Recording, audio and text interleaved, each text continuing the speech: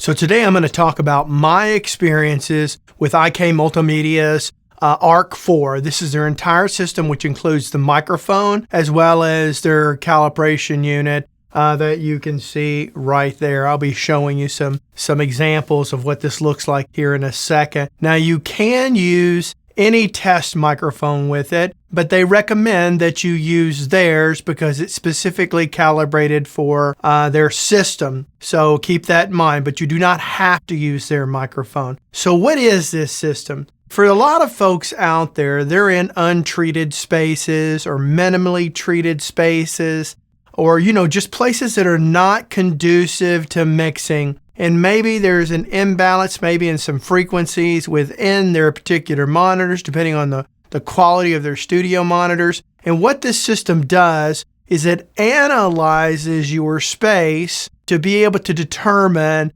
how it needs to adjust things to compensate for deficiencies in your space. I wasn't going to set this up in here. I did test it in this space, but I didn't get anything of any significance to it. So I decided the most realistic way of doing this would be to test it in just a spare room in my house. I only had one available. I went in my daughter's room, but it says I was going to use her room. And then I quickly said, well, this is not going to work. It was a mess. Same thing for both of my sons. So I wrote that out. So anyway, I ended up setting this up in our formal dining room. I got some harsh light from the background, so I had to pull in the drapes. Those aren't normally up, but I was getting a lot of harsh light coming through the window right behind it. You'll see in the video. And what I'm going to do is in that space, that's where I completely tested everything. It's where I went through the analysis that I'll walk you through here in a minute and show you how it analyzes your space. Beyond that, I did all the analysis, of course.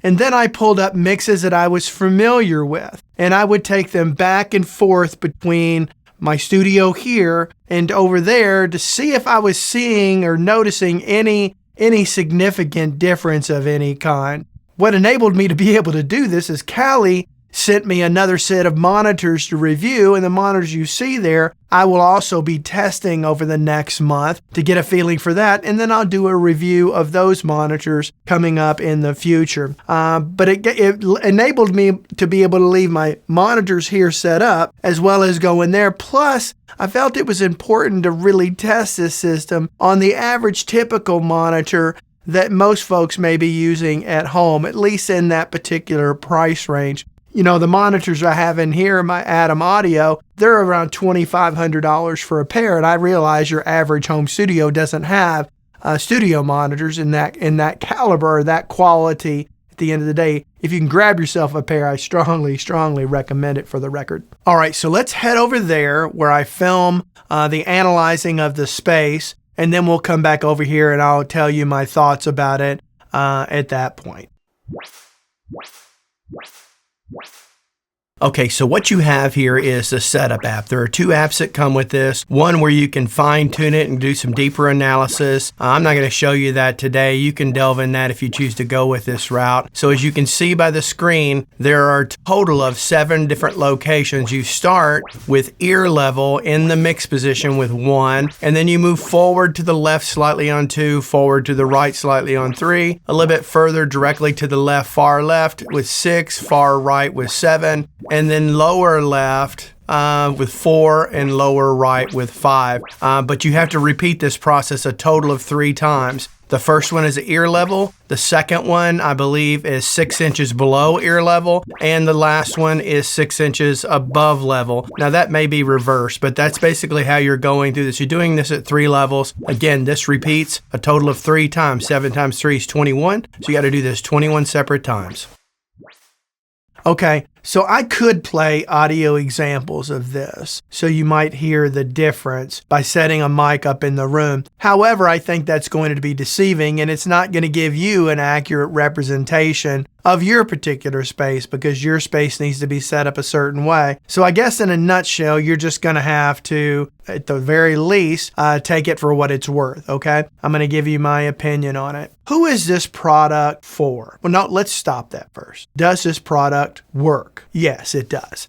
It does. Is it flawless? No, it's not flawless, But if I had to choose between mixing in an untreated room without it and mixing in an untreated room with it, I would definitely want to add that to my studio for sure. And so I think it's important to understand that. If you've got the option to properly treat your room, then that is always going to be your best, in your best interest, always. But not everyone has the money to do that. It's not always feasible if you're renting a place or something like that. These things aren't always feasible. So some of us have to just make do with what we've got, the circumstances that we're in. And I think that's where the Arc Studio, the Arc 4 Studio system really comes into play and can really help you guys out there. So what's an alternative when you don't have, a great location to mix in? You, of course, I've done reviews of the Slate Audio VSX system. That is a great system and a great tool of which I strongly recommend. It works fantastic for me. That said, I can only handle wearing headphones so long. And that's where I find that to be a little bit grueling over time. Now, again, if I didn't have any other option, I would mix in just that. I would just take regular breaks away from it to give my ears a rest, to give the comfort around my ears a rest. Your only other alternative is to do something like this when you don't have a treated room. There are probably other devices out there in the market, but I doubt there is any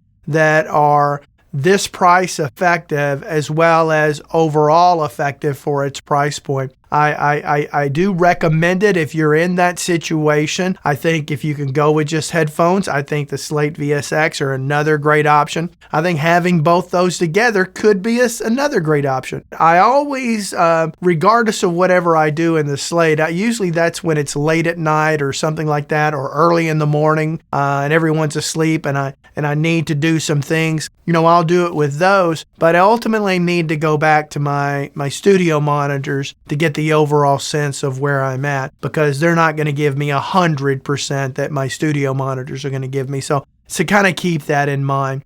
Do me a favor, if you feel like purchasing this, I have a relationship with Sweetwater. You'll find links down below to be able to purchase anything that you want from Sweetwater. There'll be one at the bottom that initially is just where you can just click on that one link and pick anything that Sweetwater offers. You can choose that one, or you can also go down and see the list below it. These are things that I recommend and endorse, and most of them are in the moderate price range. A few things outside of that, most are in the moderate price range within the budget of your typical home studio for a lot of people. Not everybody, but for a lot of people. So if you click those links, that would be great.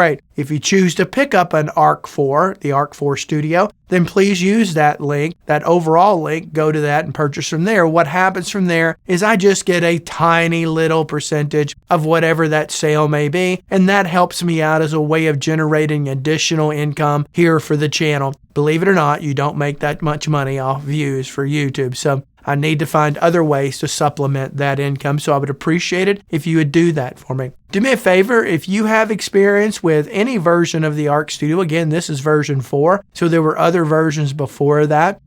Tell us what you think and what your experience has been. If you found other alternatives, put that down in the link below so we're all aware of that, because I think the more we can talk about those things, the much better it is for all of us. And so please do that, and put whatever kind of comments you want down below and tell me what you think. As typical, this is just my opinion, my observations from using it fairly extensively. I probably mixed over the course of a week in that space 5 or 6 songs of different genres. And then after I mixed them, then I would come back and play them back and forth between each system. And they were kind of eerily close, to be honest with you. They sounded better in here, but you would expect that in here. But still, it did a great job for me overall. So I do recommend this if it's within your budget and you fall into the criteria I talked about. So like I said, leave me some comments. But until next time, I hope all of you have a great day. Bye-bye.